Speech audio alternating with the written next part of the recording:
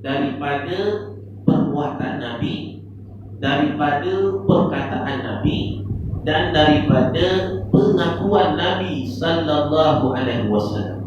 Semuanya itu menjadi sunnah.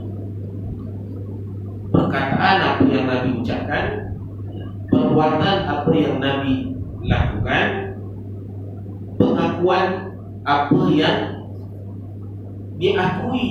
dilakukan oleh sahabat-sahabat Nabi, walaupun Nabi tidak melakukannya, tetapi diiktiraf oleh Nabi sallallahu alaihi wasallam. Nabi iktiraf. Apa bentuk pengiktirafan Nabi?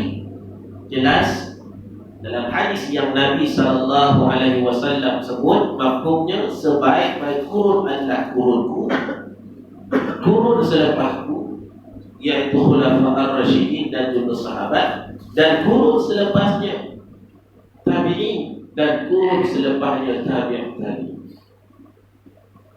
Maknanya Nabi iktiraf. Sahabat buat, tabi'in buat, Nabi iktiraf. Lepas tu ada namanya sunnah, ada namanya asal. Baru ni pergi polisi bawa apa nama pengantin anak buah. Bila lepas nikah tu, anak buah nak buat solat sunat. Solat sunat nikah kan. Tak ada nak solat kata ini tak boleh, ini bid'ah. Mana ada Nabi tak buat. Betul Nabi tak buat. Tidak ada hadis Nabi dan tidak ada sahabat yang buat. Siapa yang buat? Iaitu tabi'in. Ia dari asal tabi'in. Itu suatu pengakuan. Pada Nabi dah aku ya awal, zaman aku, zaman sahabat, zaman selepas daripada. Itu sebaik-baik kurun. Jadi apa yang mereka lakukan boleh dicontohi. Boleh dicontohi. Tidak ada masalah. Baik. Hadirin muslimin umat Nabi Muhammad sallallahu alaihi wasallam yang dimuliakan Allah dengan nikmat iman dan juga Islam. Itu sebagai kita kata, kita refresh balik apa yang kita bincangkan sebelum ini, beberapa yang berkaitan dengan fiqh usul. Hari ini kita sambung ke surah 41. Qala al-musannifu rahimahullahu ta'ala wa nafa'ani wa iyyakum bi 'ulumihi fid dharain amin. Saki-baki agama Hanif dalam jahiliyah Arab. Ini juga satu mukaddimah penting yang mesti dipelajari sebelum memasuki pembahasan sirah mengenai kefahaman mengenai pengajaran sirah itu sendiri. Mukaddimah ini membawa kita menoleh ke belakang kepada satu kenyataan yang dulunya sering menjadi pertikaian mengenai agama ini, yakni agama Islam, kepada mereka yang melihat dari jauh yang semestinya kabur. Lalu mereka tuduh dengan berbagai tuduhan palsu melalui agak dan sangka yang palsu. Khulasah kepada hakikat. Khulasah ni kesimpulannya. Kesimpulan kepada hakikat ini ialah bahawa Islam itu tidak lain dari lanjutan kepada agama Hanif yang mudah dan lapang ruangnya. Allah telah mengutuskan bapa juga datuk kepada para nabi, iaitu Ibrahim alaihissalam, membawa agama ini. Telah pun dijelaskan oleh Allah mengenai ini melalui banyak ayat-ayatnya dalam Al-Quran. Antaranya firman Allah Azza wa Jalla, A'udzu billahi minasyaitonir rajim, wajahidu fillahi haqqa jihadih huwa ijtabakum wa ma ja'ala 'alaikum fid din min haraj millata abikum Ibrahim huwa sammakumul muslimina min qablu wa fi hadha.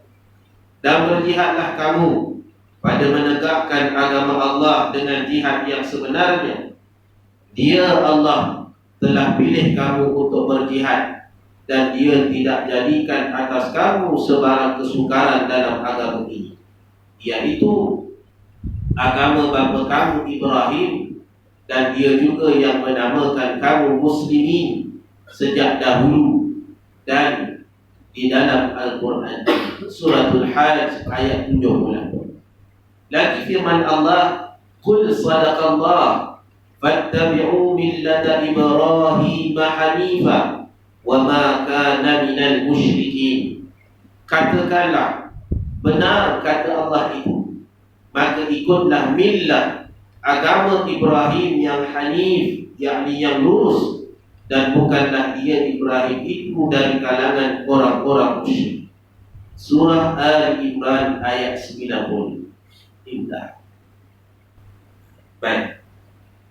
Sebelum kata musannif, perkara yang penting kita meneliti sirah baginda Nabi sallallahu alaihi wasallam. Kita kena throwback, kita kena tengok pandang belakang. Maknanya bukan terus maju saja ke hadapan. Kadang-kadang ni kena pandang ke belakang. Sebab tu bila bawa kereta ada cermin pandang belakang. Cuba bawa kereta tak ada cermin pandang belakang, huru-hara juga kita rasa, kan? Macam kita bawa basikal. Bawa basikal tak ada cermin apa, kan? Dah biasa bawa kereta, biasa bawa motor, ada cermin sisi tengok. Bawa basikal, bila nak melintas, bila nak ke tengah ni teragak-agak. Nak toleh, dah sakit leher. Nak pusing belakang, dah sakit pinggang. Serba salah jadinya. Sebab tu pentingnya sekali-sekala untuk kita melihat pandang pula. Dalam erti kata, apa juga yang kita bicarakan dalam kehidupan kita, kena lihat latar belakang dia dulu, kena lihat sejarah dia dulu. Kita nak sebut tentang ekonomi yang macam mana, kena lihat sejarah latar belakang dia dulu. Lihat ekonomi, bagaimana ekonomi siapa namanya saya lupa, seorang yang sangat berjasa kepada masyarakat Melayu Islam suatu ketika dulu, yang menubuhkan Bank Melayu Islam. Tak ingat nama. Ma'ruf. Anak-anak muda sekarang memang dah lupa, kan? Masa tu yang ada hanya bank British, yang ada bank China, Kongsilang. Dia jual semua tanahnya, hartanya dia jual, sediakan cadangan. Berkali-kali dihukum. Last kali dia ditemui, dibunuh bila dia dalam perjalanan balik daripada KL balik ke Selatan. Tapi dibunuh. Sampai sekarang tak tahu siapa. Dia syahid dalam memperjuangkan ekonomi Islam. Hari ini kalau orang Islam tak sedar lagi dalam, kan? Yang sangat berjasa. Tak nak tengok orang Islam pinjam daripada ceti. Tak nak tengok orang Islam pinjam daripada kongsi gelap. Tak nak tengok orang Islam pinjam daripada bank-bank yang mengenakan riba. Sanggup dia buat, dia jual semua harta, buka bank untuk kita kata masyarakat Melayu Islam pada setelah itu barulah ada wujudnya beberapa bentuk bank-bank Islam. Ini pun ada juga permasalahan. Tapi nak bagi tahu, bila kita menceritakan tentang sesuatu perkara, lihat latar belakang. Lihat latar belakang. Lihat sejarahnya. Kenapa dia buat? Bukan kerana dia resis nak buka bank Melayu Islam saja tak. Latar belakangnya kerana waktu itu jihad, waktu itu tidak ada lagi bank, tidak ada lagi satu bentuk kita kata pusat yang menyimpan, memberikan kemudahan keuangan bagi masyarakat Malaysia. Duduk dalam negara sendiri kena tindas dengan bank daripada luar negara, kena tindas dengan apa nama gosip. Buktinya perjuangan dia itu betul apabila dia dimusuhi, dia dibenci, sehinggalah sampai saat dia itu dibunuh. Dia balik naik kereta seorang, jadi tak tahulah apa berlaku. Cuma 3 hari selepas itu barulah ditemui mayat. Itu satu contoh bila kita menceritakan apa juga perkara dalam kehidupan dia, latar belakang dia. Jadi bila kita melihat sirah Nabi SAW, kenapa Allah pilih bangsa Arab, kenapa Allah pilih tanah Arab, sedangkan Nabi-Nabi yang diutuskan sebelum itu ramai daripada Bani Israel, tapi kenapa bangsa Arab yang menjadi khatamul anbiya, yang menjadi Nabi akhir zaman, yang menjadi Sayyidul Anbiya, penghulu bagi segala Nabi? Maka kita throwback, kita lihat latar belakangnya. Kenapa? Kerana bangsa Arab ini asal mereka, datuk nenek mereka daripada Sayyiduna Ibrahim alaihissalam dan juga Sayyiduna Ismail alaihissalam anaknya, maka lahirlah keturunan bangsa. Jadi asalnya daripada agama Islam. Hanif, agama yang lurus itu adalah agama Islam. Doa yang kita baca, raditu billahi rabba wa bil islami dina wa bi Muhammadin sallallahu alaihi wasallam nabiyyan wa rasul. Raditu billahi rabba, redha, aku redha Tuhan. Raditu billahi rabba, aku redha bahawa Tuhanku, dengan Allah adalah Tuhanku. Wa bil islami dina, dan Islam adalah agamaku. Wa bi Muhammadin, dan Nabi Muhammad sallallahu alaihi wasallam nabiyya, adalah nabi.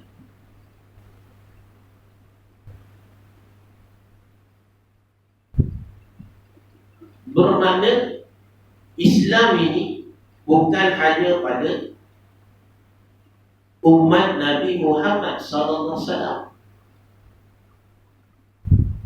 Islam ini daripada Nabi Adam lagi. Agama itu namanya Islam, dan syariatnya bersama-sama, cuma dalam bentuk syariat yang berbeza. Akidahnya sama, tetap akidah Islam.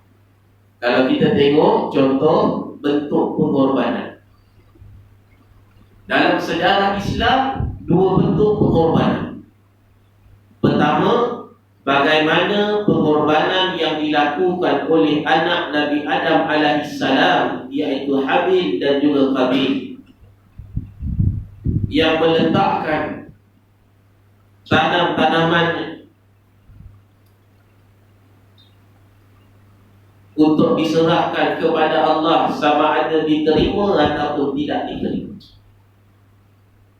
iaitu pengorbanan dalam bentuk komitmen, penyerahan kepada Allah Azza wa Jalla. Itu syariat pada Nabi Adam alaihissalam. Dan syariat itu sebenarnya diteruskan sehingga kita hari ini, iaitu pengorbanan dalam bentuk komitmen kita. Masa 24 jam. Adakah 24 jam kita nak bekerja sahaja? Adakah 24 jam kita nak tidur sahaja? Adakah 24 jam kita nak berbual-bual sahaja? Tak. Kita bahagikan masa 24 jam.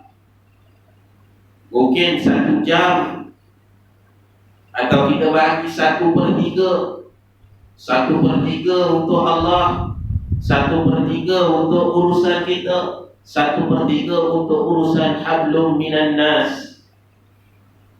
Urusan kita dengan Allah termasuklah solat kita, termasuklah sedekah kita, termasuklah zikir kita. Menunjukkan komitmen kita, kita korbankan 1/3 untuk kita mendekatkan diri kepada Allah Azza wa Jalla. Kita korbankan 1/3 juga masa kita untuk kita bermasyarakat. Bukan kita duduk tidak bermasyarakat. Majlis ilmunya, kenduri kendaranya, ada jemputan sebagainya, maknanya untuk bermasyarakat. Kerana tidak lengkap kehidupan kita kalau hanya hubungan hablum minallah, tetapi kita tidak bina hubungan hablum minan nas. Sebab Allah tidak perintahkan kita hidup di dunia ini hanya semata-mata membina hubungan dia dengan Allah. Itu cukup kerja malaikat. Itu cukup kerja malaikat beribadahnya. Manusia bukan itu kerja. Manusia dia sebagai khalifah. Jadi dia mesti ada hubungan hablum minallah dan juga hablum minan nas. Dan diberikan masa ruang juga untuk diri dia. Diri dia termasuklah untuk dia, untuk keluarga dia, untuk adik-beradik dia, untuk kita kata kehidupan dia sendiri. Ini indahnya Islam. Itu maknanya pengorbanan sebagai bentuk komitmen kita kepada agama Allah. Yang kedua, pengorbanan yang dilakukan oleh Sayyidina Ibrahim alaihissalam bersama dengan anaknya, iaitu bentuk penyembelihan yang hari ini diteruskan dalam syariat kita. Sehingga beberapa perkara dalam amalan haji diambil langsung daripada peristiwa yang berlaku kepada Abul Anbiya ini, Nabi Ibrahim dan juga anaknya. Sebagai contoh, kita melontar. Ini dilakukan oleh Nabi Ibrahim alaihissalam ketika perjalanannya untuk menyembelih anaknya yang diperintahkan oleh Allah. Dalam perjalanan itu, syaitan berbisik-bisik supaya jangan melakukan.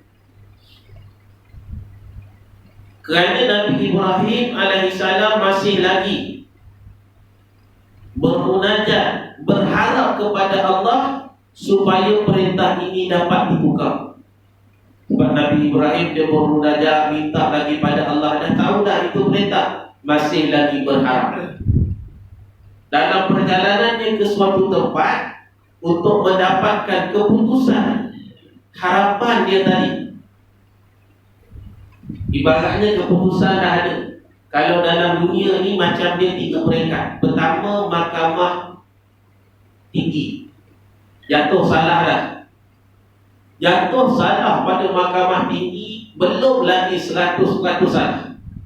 Sebab ada harapan untuk pergi ke mahkamah rayuan.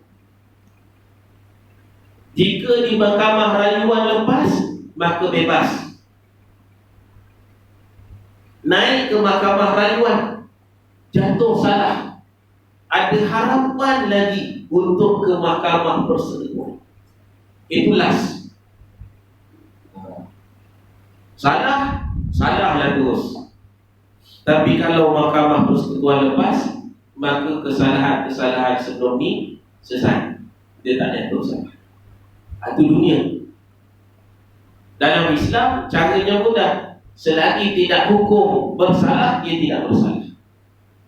Maka kena melalui peringkat tersebut sampai kepada mereka. Kalau dia berputus asa di mahkamah tinggi kata bersalah, malah ada banyak kuasa tersebut bersalah, maka bersalah.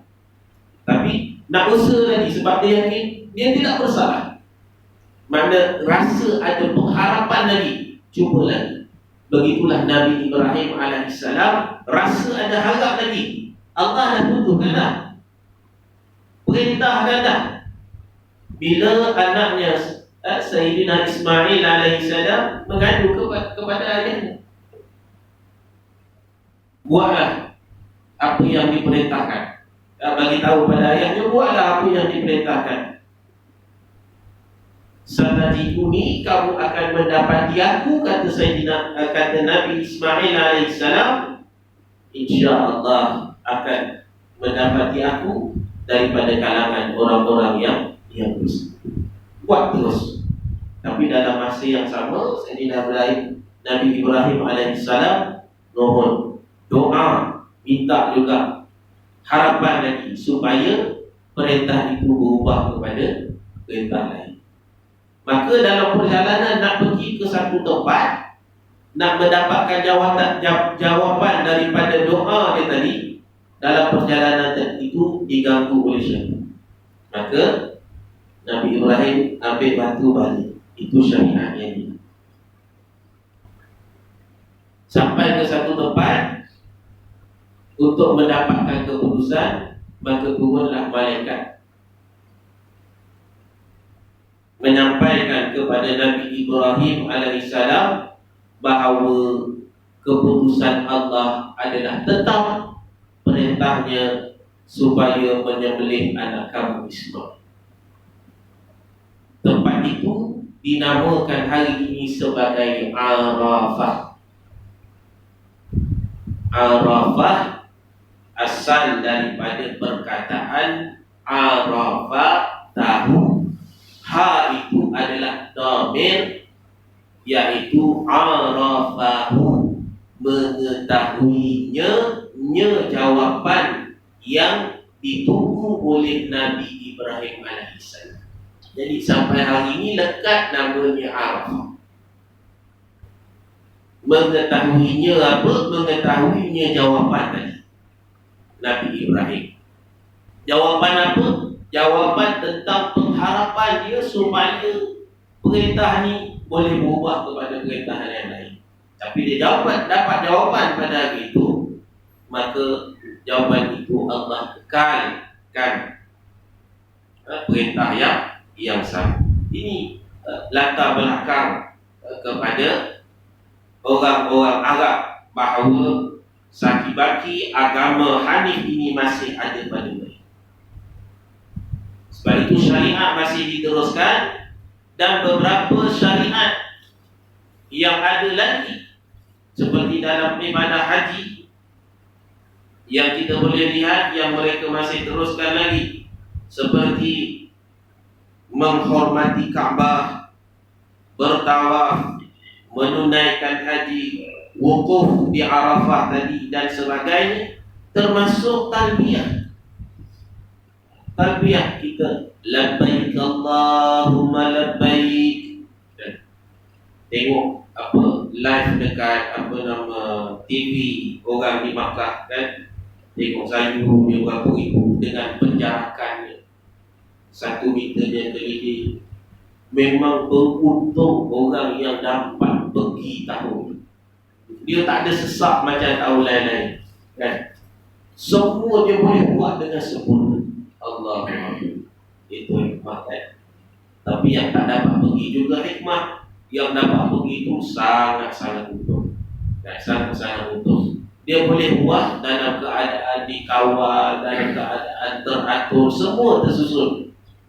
Seolah-olahnya, kata ulama, haji di zaman Rasul sallallahu alaihi wasallam, seolah-olah, bukan betul, seolah-olah haji di zaman Rasul sallallahu alaihi wasallam kembali seperti itu.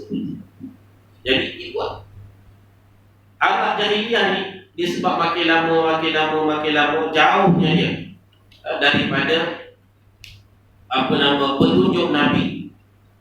Katakan 500 tahun tak ada dah selepas Nabi Isa alaihissalam, lepas tu tak ada dah petunjuk, maka jauh tersasar. Macam kita lah kan, jauh sana tak ada petunjuk, maka jauh tersasar ni. macam-macam yang ditokok tambah dalam ibadah, dalam amalan. Jadi dia buat juga, tetapi ada tambahannya. Kita sebut sempurna hidup labbaik Allahumma labbaik, labbaik la syarika laka labbaik innal hamda wan ni'mata laka wal mulk la syarika lak. Terus kita berhenti dah setakat tu. La syarika lak, tidak ada yang mensyirikkan engkau.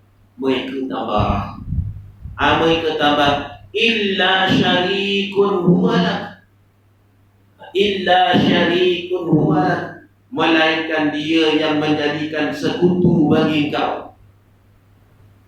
Sebab dia dah letak dah Tuhan-Tuhan dekat keliling Kaabah tu, Tuhan Lata, Tuhan Uzza dan sebagainya. Yang ni untuk maju niaga, yang ni untuk keluarga, yang ni macam-macam Tuhannya. Diikut akal logik dia. Ini Tuhan untuk niaga, ni Tuhan untuk keluarga, ni Tuhan untuk itu ini dan sebagainya. Jadi dia tambah illa syarikun huwalak, melainkan dia yang menjadi sekutu bagi engkau. Tamlukuhu wa ma malak, engkau miliki apa yang dia miliki. Mereka ni dia tauhidkan Allah, kemudian mereka sekutukan dengan berhala-berhala mereka, dan mereka jadikan berhala itu milik Allah. Sama tak yang ada hari ini kalau kita lihat agama-agama lain yang Yahudi, dia mengaku ada Allah, tapi dia jadikan perantara.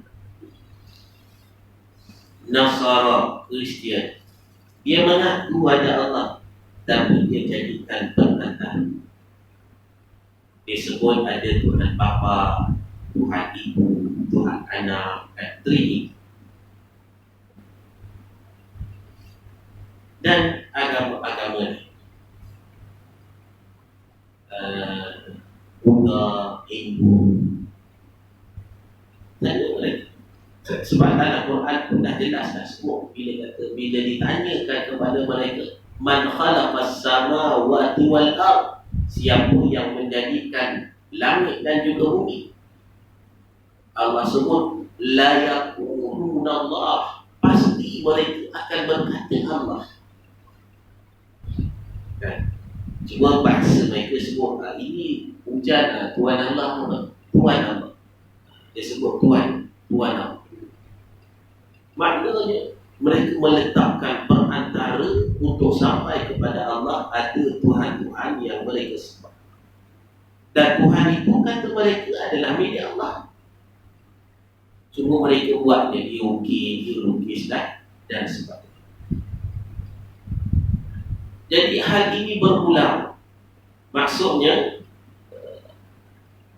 mensyirikkan Allah ini berulang dalam bentuk yang sama, iaitu menjadikan berhala-berhala mereka itu milik Allah, dan dia sekutukan Allah itu dengan berhala-berhala mereka. Sedangkan Allah Azza wa Jalla tidak perlu kepada berhala-berhala tersebut. Tak perlu. Nak sampai kepada Allah, Allah sungguh tegur perintah kepada kita. Ud'uni, doa tegur kepada Allah. Astajib lakum, percaya aku akan makbulkan segala perkenan. Jadi begitu latar belakangnya. Bila kita lihat bangsa Arab ini, mereka ada saki-baki yang baik. Jadi samalah macam kita. Bila kita tengok orang kita Melayu Islam, kan, walaupun pakai seluar pendek, walaupun kita kata tak datang solat Jumaatnya pun tak tahu ke mana, kan. Waktu PKP tak boleh solat Jumaat, bersungguh nak pergi sampai kena halau, kan. Tapi bila dah berikan kebenaran, oh ni tak apa, boleh tak pergi, 250 orang je. alasan macam tu pula ni, kita kena melihat bahawa dalam diri mereka masih ada lagi sakit-baki iman. Sakit-baki iman yang kita nak bawa mereka kembali kepada agama. Macam mana kita nak bawa? Itu kreativiti kita. Itu cara setiap orang. Ada orang boleh ajak bawa minum, ada orang boleh ajak bawa berdebat, ada orang boleh ajak secara bergurau. Dia boleh terima gurau apa pun, kan? Dengan gurau itu dia boleh sedar dan sebagainya. Itu setiap orang mengetahui kawan dia macam tu. Dia tahu. Mana kalau kawan itu jauh tersasar, ingat bahawa dalam diri dia masih ada lagi sakit-baki Islam, sakit-baki agama tu walaupun jauh. Dia makan paling kurang dia bagi salam pada kita. Itulah tanda dia sebagai seorang Muslim. Sebab setiap orang Islam itu, salam itu adalah satu kita sebut sebagai kod dia sebagai seorang Islam. Yang kafir bukan Islam, dia tak bagi salam. Dia bagi selamat pagi, selamat petang, hello, hai dan sebagainya. Tapi dia Islam, Assalamualaikum. Ustaz, macam mana pula kalau orang kafir bagi salam kepada kita? Orang kafir bagi salam kepada kita. Hari ni kita banyak bergaul kan. Kadang-kadang bukan salam je dia bagi. Kadang-kadang dia betulkan tayar motor kita terjatuh sepana dia. Dia sebut la ilaha illallah. Kan? Macam mana Ustaz tu dia dah Islam tu betul. Dia sebut la ilaha illallah, jatuh pula semana aku kata.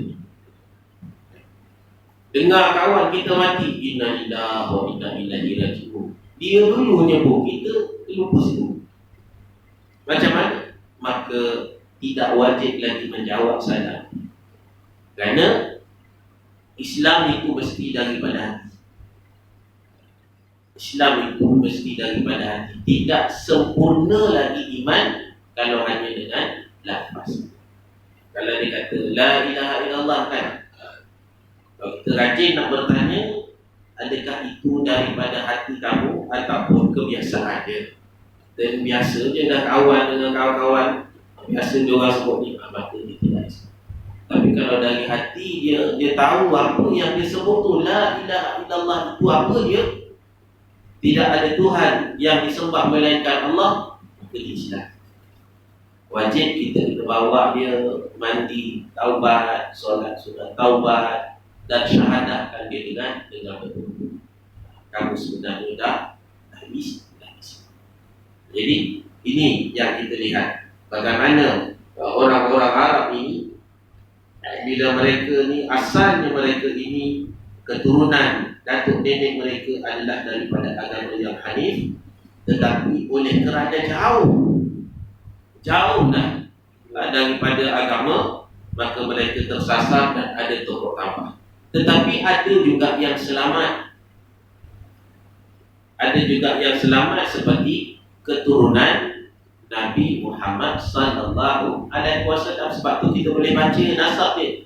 Bila kita tengok sirah Nabi Muhammad bin Abdullah bin Abdul Muttalib sampai bin Kilab bin Usai sampai Adnan sampai ke atasnya, maka ini keturunan yang dijaga. Keturunan dijaga. Dia berada dalam fatrah tidak ada diutuskan Nabi.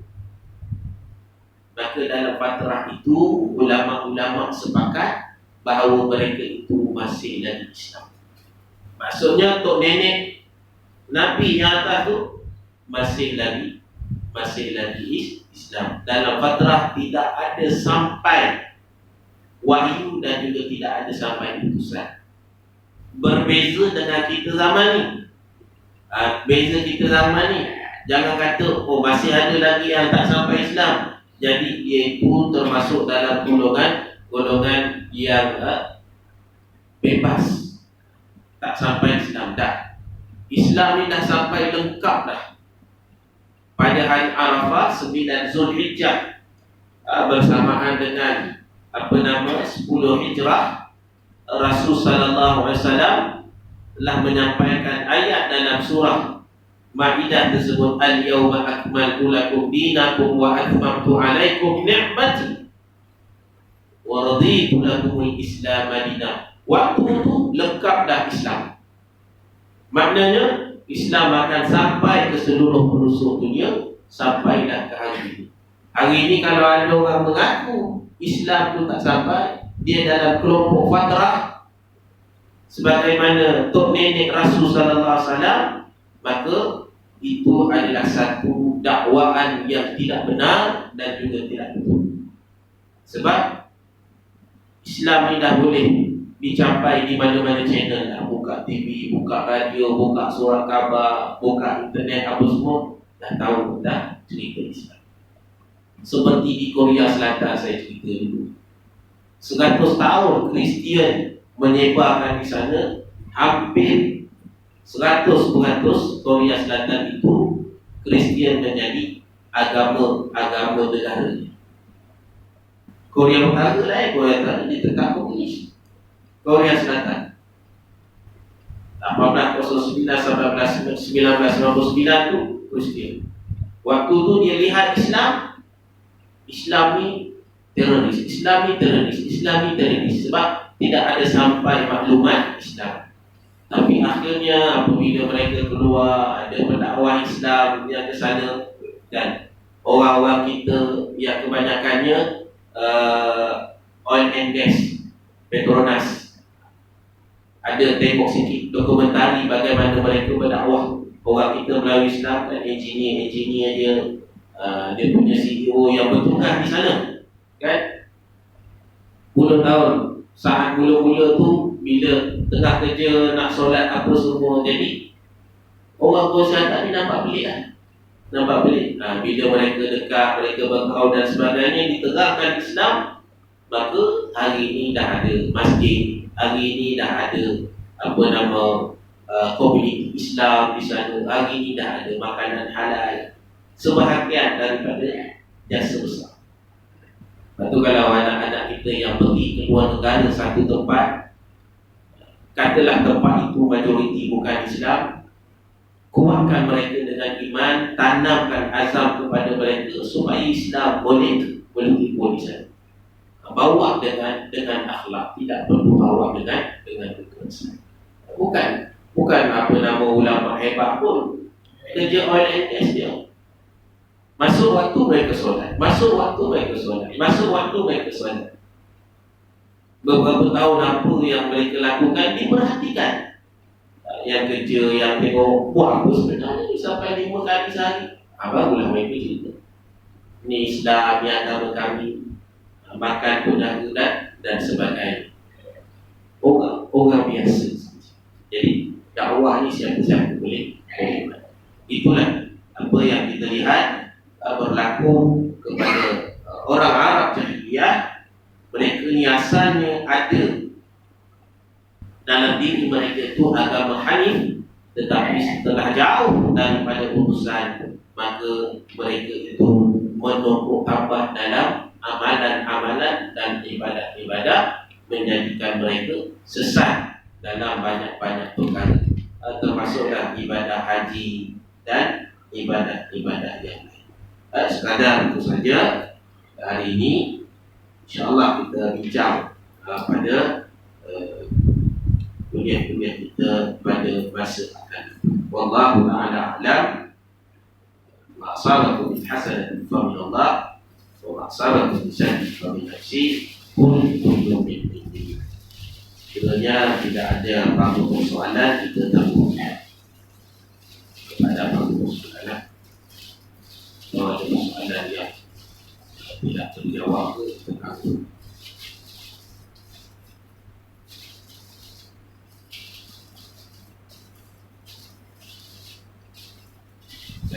Pada itu saja.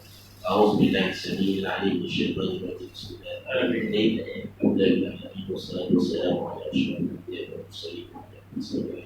Allahumma inna nas'aluka المداد والعقبى وتقدم من الحلال والصفات الكلية. صلى الله على محمد وعلى آله وصحبه وسلم والحمد لله رب العالمين. تقبل الله منكم. إنا منكم تقبل. قولوا قولي هذا واستغفر الله. والسلام عليكم ورحمة الله.